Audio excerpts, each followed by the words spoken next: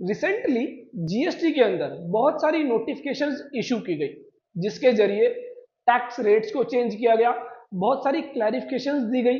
इसके अलावा जो है रूल्स को अमेंड किया गया, और उन्हीं रूल्स के अंदर जो एक अमेंडमेंट की गई है GST R9, that is GST annual return. GST annual return के रिगार्डिंग जो चेंज किया गया है कि अब जो आपका इनपुट टैक्स क्रेडिट होगा, टेबल नंबर 8, जहां पर आपका जो इनपुट टैक्स क्रेडिट है वो ऑटो पॉपुलेट होता है फ्रॉम दी जीएसटीआर 2A, लेकिन अब जो है वो ऑटो पॉपुलेट होगा फ्रॉम दी जीएसटीआर 2B। अब जो इनपुट टैक्स क्रेडिट आप जीएसटीआर 2A के बेसिस पर रिकंसाइल करते थे, अब आपको जीएसटीआर 2B के बेसिस पर रिकंसाइल करना होगा।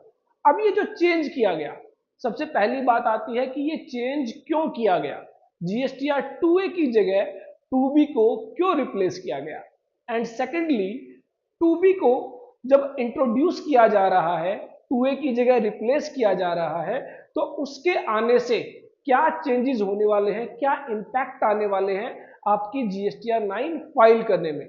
क्या वो एक पॉजिटिव इंपैक्ट होगा या फिर एक नेगेटिव इंपैक्ट होगा, दोनों ही साइड्स को हम डिटेल में डिस्कस करेंगे। इसके रिगार्डिंग नोटिफिकेशन इशू की गई, नोटिफिकेशन नंबर 20/2024।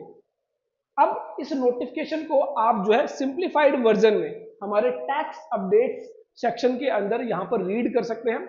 इसके अलावा अगर आप इसको डाउनलोड करना चाहते हैं तो आप हमारे टेलीग्राम चैनल से इसको डाउनलोड कर सकते हैं। अब बात आई कि जीएसटीआर 2A और 2B के चेंज होने से आपकी जीएसटीआर 9 फाइलिंग पर क्या इंपैक्ट आएगा, तो डिटेल्ड में हम डिस्कस करेंगे। स्टार्ट करने से पहले अगर आपने अभी तक हमारे यूट्यूब चैनल को सब्सक्राइब नहीं किया है, जल्दी से कर लीजिए अगर आप अपडेटेड रहना चाहते हैं GST, income tax, TDS, ESIC, EPF से। इसके अलावा आप विजिट कर सकते हैं हमारी वेबसाइट www.allabouttaxes.in, जहां पर आपको बहुत सारे अपडेट्स मिल जाते हैं, जो भी टैक्स लॉज में जीएसटी के अंदर, इनकम टैक्स के अंदर, टीडीएस के अंदर जो भी रिसेंट नोटिफिकेशंस है, जो भी रिसेंट चेंजेस हैं, सर्कुलर्स इशू किए गए हैं, वो सभी यहाँ पर सिंप्लीफाइड वर्जन में आपको अवेलेबल कराए गए हैं। अब हम बात करें कि इस चेंज के आने से क्या होगा, तो एक नजर यहाँ पर हम जो है जीएसटीआर 9 पर कर लेते हैं, जिससे कि हमें यह समझ में आ जाए कि क्या चेंज हुआ है। जीएसटीआर 9 के अंदर आपकी जो टेबल 6 है, that is detail of ITC availed during the financial year, जो आपने आईटीसी अवेल किया during the financial year in your GST return, वो आप टेबल 6 में जो है यहां पर एंटर करते हैं।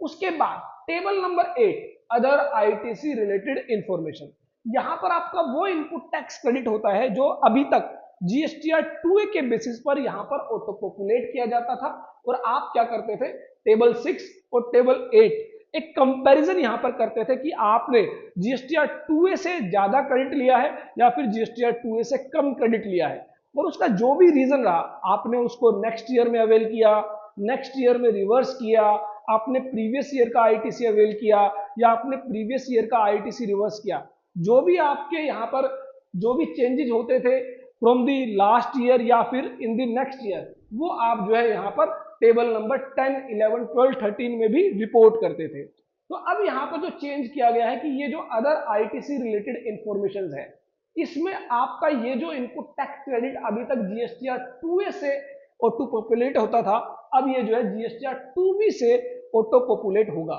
अब ऐसा क्यों किया गया, इसके रिगार्डिंग अगर आप थोड़ा सा यहां पर समझने की कोशिश करेंगे कि जीएसटीआर 2A जो कि क्या है, एक डायनामिक स्टेटमेंट है। डायनामिक स्टेटमेंट मींस ये जो स्टेटमेंट है, ये जो रिटर्न है आपकी, ये बार बार चेंज होती रहती है।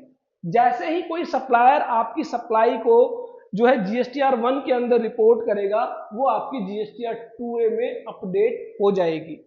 हमारे मान लीजिए फाइनेंशियल ईयर 23-24 की अगर मैं बात करूं, 23-24 की कोई सप्लाई अभी तक किसी सप्लायर ने मान लीजिए गलती से रिपोर्ट नहीं की, अब अगर वो जीएसटीआर 1 में उसको रिपोर्ट कर देता है तो उससे क्या होगा, मेरी जीएसटीआर 2A में वो अपडेट हो जाएगा, मेरी जीएसटीआर 2A चेंज हो जाएगी।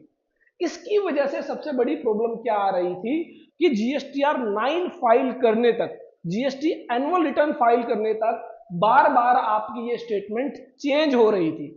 जिसकी वजह से बहुत बार ऐसा हो रहा था, आपको जीएसटी ऑफिसर से नोटिस मिला कि आपने ज्यादा आईटीसी अवेल किया है, लेकिन आप उसका रिप्लाई करते हैं कि हमने ज्यादा आईटीसी अवेल नहीं किया है। जीएसटी एनुअल रिटर्न के अंदर आप चेक कर सकते हैं कि हमारा जो आईटीसी ऑटो पॉपुलेट हो रहा है उसके अकॉर्डिंगली कोई एक्सेस आईटीसी अवेल नहीं किया गया है। लेकिन उसका रीजन क्या होता था, ऑफिसर के पास जो जीएसटीआर 2A होती थी वो अपडेटेड नहीं होती थी, और आपके पास जो जीएसटीआर 2A है वो लास्ट टाइम तक अपडेट हो रही थी, जिसकी वजह से क्या आ रहा था, आपको जो है यहाँ पर जो नोटिस मिल रहे थे, जो डिफरेंसेस आ रहे थे, जो मिसमैचेस आ रहे थे, वो इस जीएसटीआर 2A के डायनामिक होने की वजह से आ रहे थे। अब ये जो चेंज किया गया, अब क्या चेंज कर दिया, अब जो है जीएसटीआर 2A के बेसिस पर यहां पर आईटीसी ऑटो पॉपुलेट नहीं होगा, अब होगा जीएसटीआर 2B के बेसिस पर। इट मींस जीएसटीआर 2B अपने आप में क्या है, एक स्टेटिक स्टेटमेंट है, रिटर्न है। इट मींस ये जो रिटर्न है ये आपकी 13th of the next month freeze हो जाती है, इसके बाद इसके अंदर किसी तरह का कोई चेंज नहीं होता है। इट मींस फाइनेंशियल ईयर 23-24 की अगर मैं जीएसटीआर 2B की बात करूं तो ये आपकी जो है 13 अप्रैल 2024 को ऑलरेडी फ्रीज हो चुकी है। अब इसके अंदर कोई चेंज नहीं होने वाला है। अगर कोई सप्लायर गलत रिपोर्टिंग, इट मीन मान लीजिए उसने रिपोर्ट नहीं किया या किसी दूसरे के जीएसटीएन पर रिपोर्ट कर दिया, अब वो उसको अगर सही करता है, अब उसको वो रिपोर्ट करता है, तो ये जो सभी रिपोर्टिंग है ये आपकी जीएसटीआर 2B के अंदर नहीं रिफ्लेक्ट होगी, ये होगी 2A के अंदर रिफ्लेक्ट।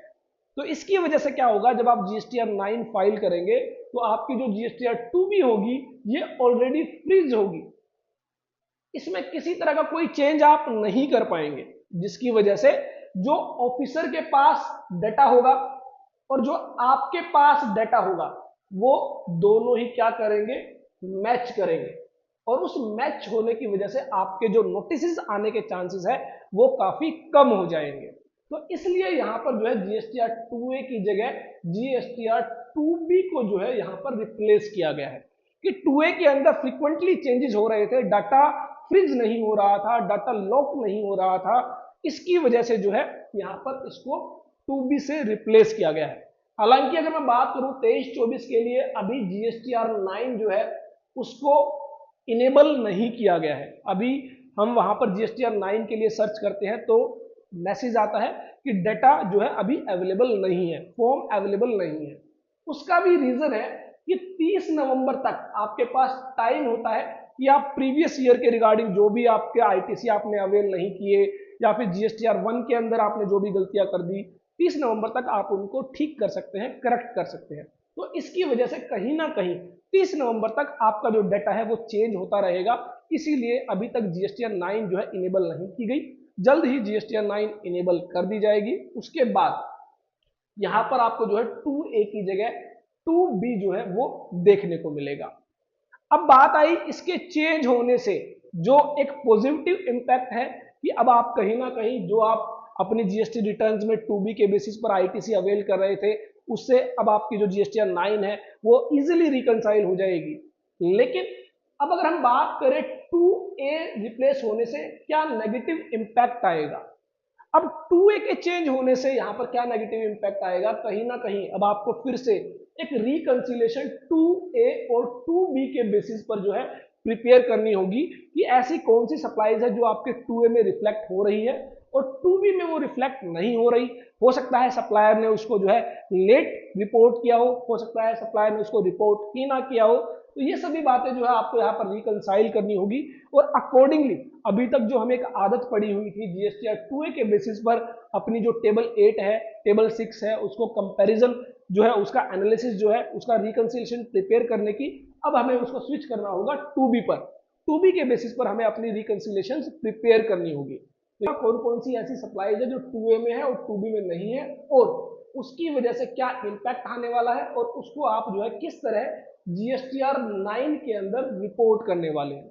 तो हो सकता है कोई सप्लाई जो है लेट रिपोर्ट की गई है वो 2B में नहीं है लेकिन वो 2A में रिपोर्ट की गई है। अब देखने वाली बात है उसका आईटीसी आपने कब अवेल किया। अगर करंट फाइनेंशियल ईयर में ही अवेल कर लिया है तो इसका मतलब आपकी टेबल 6 में ज्यादा आईटीसी होगा जो आपने अवेल किया है, जबकि टेबल 8 के अंदर आईटीसी कम होगा क्योंकि सप्लायर ने उसको टाइमली रिपोर्ट नहीं किया।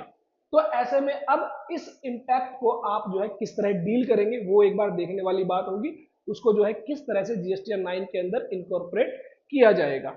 तो एक बार जैसे ही जीएसटीआर 9 इनेबल होगी, उसमें जो डाटा है वो कैसे ऑटो पॉपुलेट होगा, किस तरह से उसकी रिपोर्टिंग होगी, वो भी हम डिटेल में डिस्कस करेंगे। लेकिन फिलहाल के लिए आपको ध्यान रखना है कि टेबल 2B जो जीएसटीआर 2B है उसकी टेबल 3 से आपकी रिपोर्टिंग होगी। तो 2B के बेसिस पर ही आपको अपना रिकंसिलिएशन जो है वो प्रिपेयर करना है। तो ये एक चेंज किया गया था जीएसटी नोटिफिकेशन 20/2024 सेंट्रल टैक्स के जरिए, जिसको आप हमारे टेलीग्राम चैनल से डाउनलोड कर सकते हैं। इसके अलावा आप विजिट कर सकते हैं हमारी वेबसाइट www.allabouttaxes.in, जहां पर आपको बहुत सारे कोर्सेज प्रोवाइड किए गए हैं। कोर्सेज सेक्शन में जब आप विजिट करते हैं तो यहाँ पर आपको जीएसटीआर 9 एनुअल रिटर्न के रिगार्डिंग भी जो है कोर्स मिल जाता है। इसके अलावा TDS TCS return, GST, income tax, ये सभी जो है कोर्सेज के अंदर विद प्रैक्टिकल वर्कशॉप्स कवर किए गए हैं। डिटेल्ड वर्जन रहेगा। डेमो वीडियोस आपको प्रोवाइड की गई है, डेमो वीडियोस के जरिए आप क्वालिटी चेक कर सकते हैं। आई होप मेरी यह वीडियो आपके लिए यूजफुल होगी। फिर एक नई वीडियो के साथ मिलते रहेंगे। देखते रहिए, लाइक करते रहिए हमारे YouTube channel all about taxes.